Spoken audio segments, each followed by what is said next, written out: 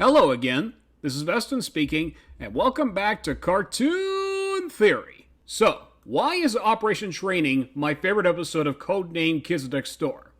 I mean, it's not on the top list of fanfares for other people, it is rarely ranked as one of the absolute best as Operation Snowing or Operation Zero, and while I do agree that's not as big as those other episodes, I still consider it a great episode, and I kind of want to get down the nitty gritty of why I think it's the best episode of Codename Kids Next Door in my opinion.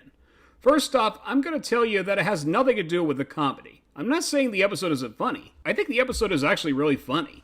But I think there are a lot of really funny episodes of The Kids Next Door, and to some people there's a lot of episodes that are just funny or just as even more funny than Operation Training. So tossing that aside, what other possible reasons could it be that I like this episode and why people, at the very least, really remember this episode when asked what their favorite Kids Next Door episode is? So let's start with the fact that number two's brother, Tommy, is the protagonist of this episode.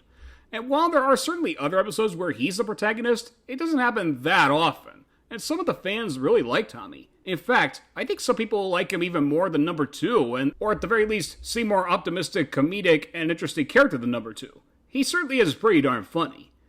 To add on to that, Tommy doesn't get harmed in this episode. Sure, he doesn't join number 60 on an emergency mission, and he nearly gets kidnapped by the elite ice cream troops, but other than that, he isn't really harmed. Not physically or emotionally. Don't get me wrong, the kids next door don't always get harmed physically unless it was Count Spankulot, but it is very unusual for an episode that Tommy stars in.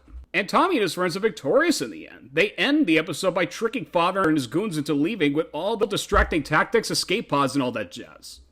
And this episode introduces Sonia, also known as number 83, who is a great friend to Tommy and makes a great secondary protagonist in the episode. She really doesn't appear that often in the series, but from what we see, she is the perfect idea maker for Tommy. Because while she is eager to join the kids next door, she also is very cowardly, combined with the fact that she has a severe case of nyctophobia, which means a really bad fear of the dark, and when any of the bad guys try to lock her up in a dark room, closet, or dungeon, or whatever, she'll go ballistic and beat the villains into surrendering. So you really want to root for both her and Tommy because they're the underdogs, and kind of losers in their positions compared to Father, who's really evil, gets away with it.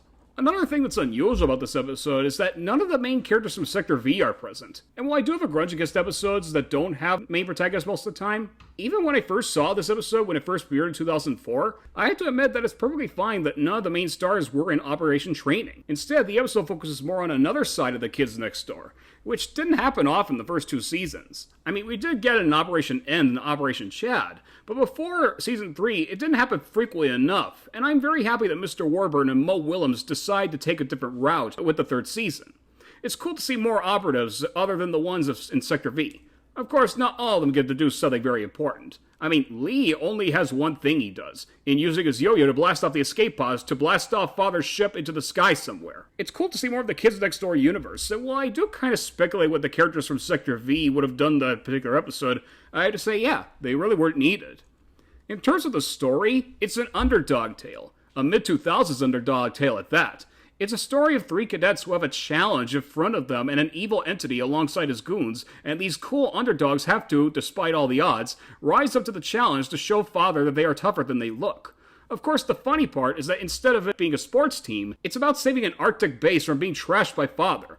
You know, that's the kind of show. They take that and turn it on its head. So not only do you have a very traditionally loved story, you have the kids next door flipping it on its ear type of thing that the show likes to do frequently. And the next thing about this episode is, of course, the voice acting. Don't get me wrong, all the acting of Codename Kids Next Door is amazing. But for this episode, I have to give props to D. Bradley Baker for doing the cute voice of Tommy, as well as one of the goons that says, "What's the matter, Phil? A little girl giving you trouble?" And Maurice LaMarche sounds like he's having a field day voicing an over-top villain like Father.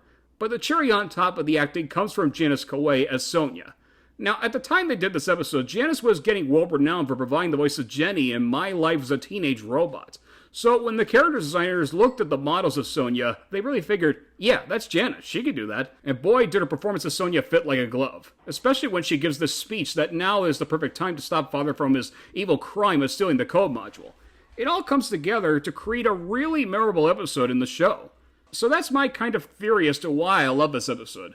I mean, these are things that this episode does that are not necessarily unique to it, but they're unique to this and a lot of other really great episodes of Cartoon Network's golden era.